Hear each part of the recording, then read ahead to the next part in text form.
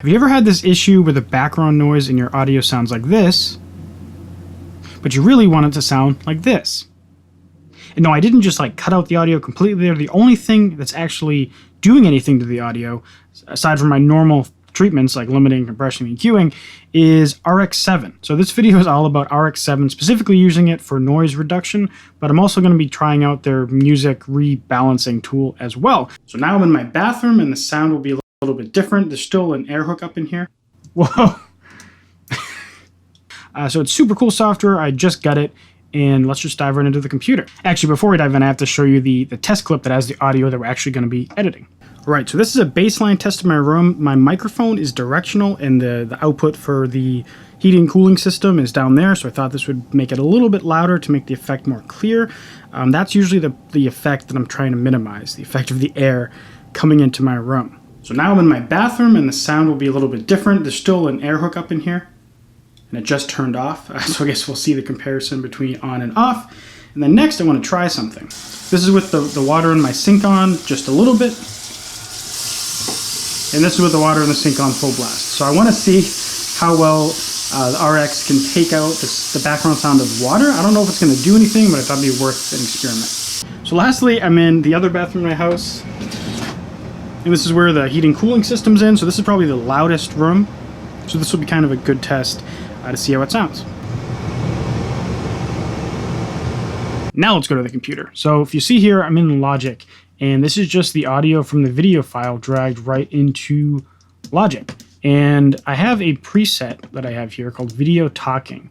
And up until a few days ago when I got RX7, I had this whole chain as normal, except I didn't have RX7 on it. I just had my normal chain, which the de-essing is also pretty new, but I use Neutron 2, and there's a preset in here that's under Dialogue, Commercial VO. And that, among other things, the biggest change is really in the EQ and the compression, but it does have a gate and an exciter. And then after that, I throw on a limiter just to kind of bring the volume up of everything and also squash any peaks so that my volume is a little more even than it would be. Things sound pretty bad straight out of a microphone for talking. And then I added a de-esser because I had the last video clip I did. There was a lot of very harsh S sounds.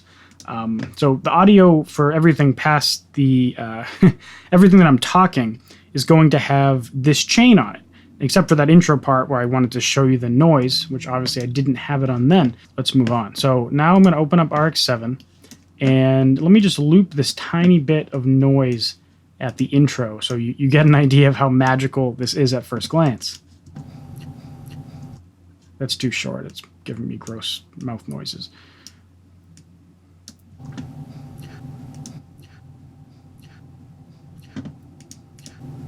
That's a pretty substantial difference. Now, if you hear it with the audio, I'll turn it on and off as it goes through. Right, so this is a baseline test of my room. My microphone is directional, and the output for the heating and cooling system is down there, so I thought this would make it a little bit louder to make the effect more clear. That's usually the effect that I'm trying to minimize.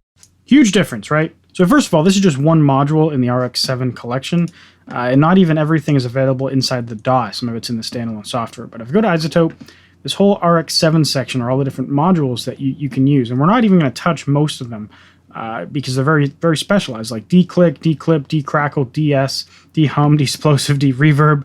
The de-reverb thing we're going to try in the bathroom scene.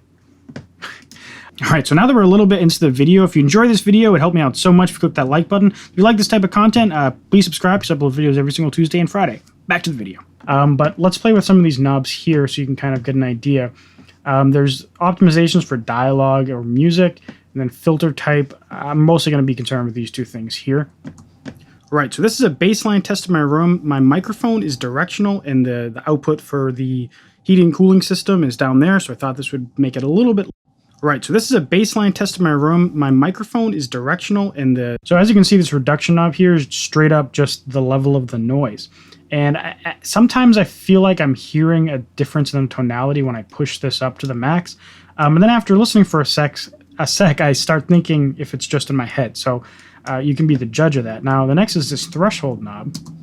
Right, so this is a baseline test of my room. My microphone is directional, and the output for the heating and cooling system is down there, so I thought this would make it a little bit louder to make the effect more clear. That's usually the effect that I'm trying to minimize, the effect. So as you can see how this works, as you move the threshold up and down, it's basically the threshold for what it considers noise, and it has a certain curve that it uses. And then the reduction is just how much you're turning down the noise. So now I'm in my bathroom. So now let's move on to the bathroom scene, so to speak. So now I'm in my bathroom and the sound will be a little bit different. There's still an... So now I'm in my bathroom and the sound will... You can hear the ton of noise in the background before I start talking. So now I'm in my bathroom and the sound will be a little bit different. There's still an air hook up in here and it just turned off. So I guess we'll see the comparison between on and off. And then next I want to try something. All right, and we'll get to the de-reverb in a sec. Here we have the clip with the water. This is with the water in my sink on just a little bit. And this is with the water in the sink on. Wow. This is with the water in my sink on just a little bit. And this is with the water in the sink on full blast. So I want to see.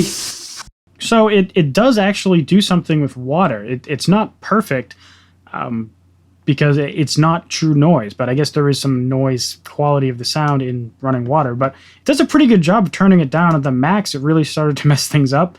Let me play with the threshold a bit. This is with the water in my sink on just a little bit. This is with the water in my sink on just a little bit. It's kind of amazing how well of a job it does.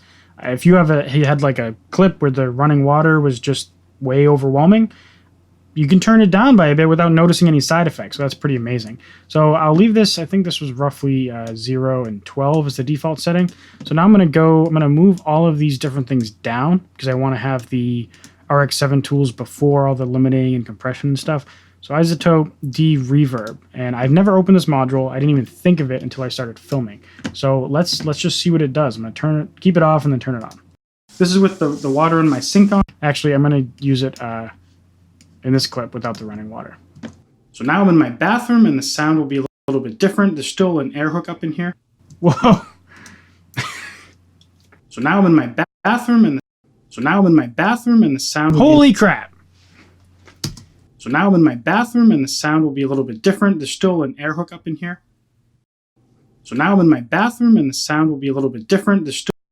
So now I'm in my bathroom and the sound will be a little bit different. There's still an air hook up.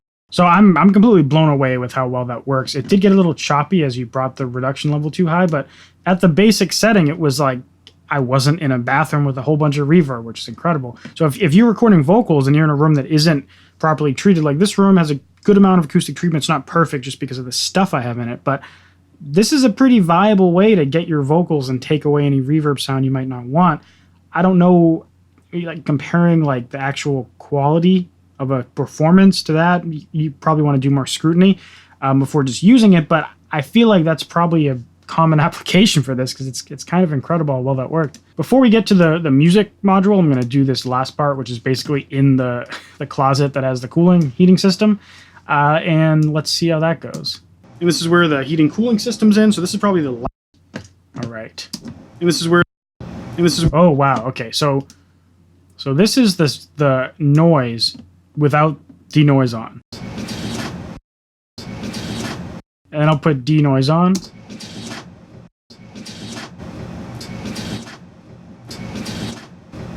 So that's pretty substantial. Let's play around. I'll get a louder part at the end here in a little bit. It sounds like I'm in a freaking waterfall, but let's play around with it.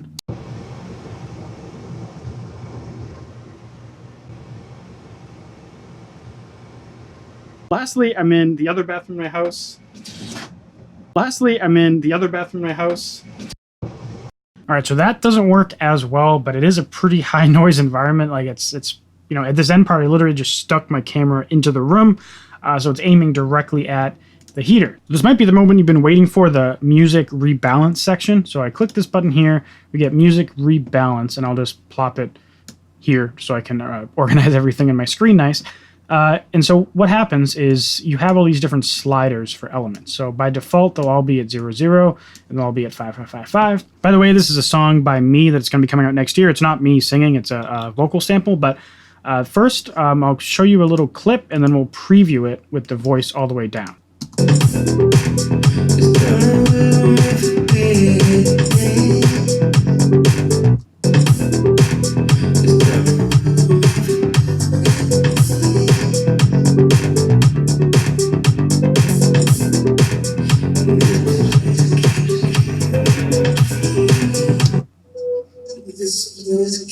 The score, I'm saying it's tired. Oh, wait, always behind. So it does a pretty incredible job, and this is with kind of a weirder vocal sample. I'll try it with another song. So I'll use my song The Hunt that came out on my album in October. It also came out as a single before that. So let's see what would be a good part. Probably here.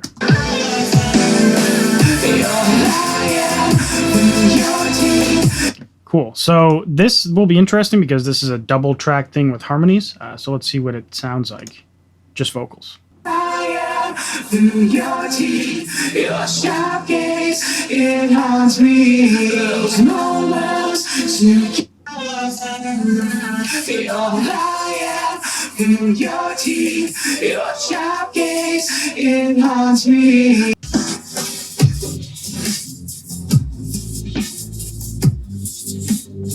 Sounds like it's not identifying some of the symbols, so I'll bring that up just so we can hear what bass, percussion, and other sounds like.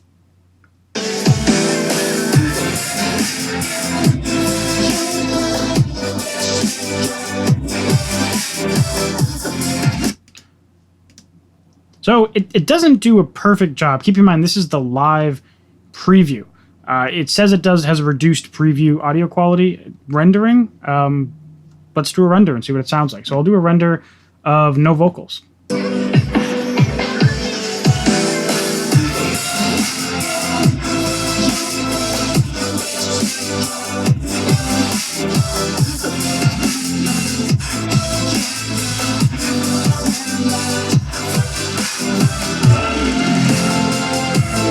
So it sounds a little bit better. It's definitely not as good as having an actual acapella or something, or a no vocals version. But if you have this and you're in the business of making remixes, like, holy crap, you can do a pretty great job of getting a pretty good vocal track. If you were to combine this with some of the like weird phase left-right channel flipping things that people have been doing like Audacity. If you don't know about that, just look up how to make an acapella and you'll see some of those techniques.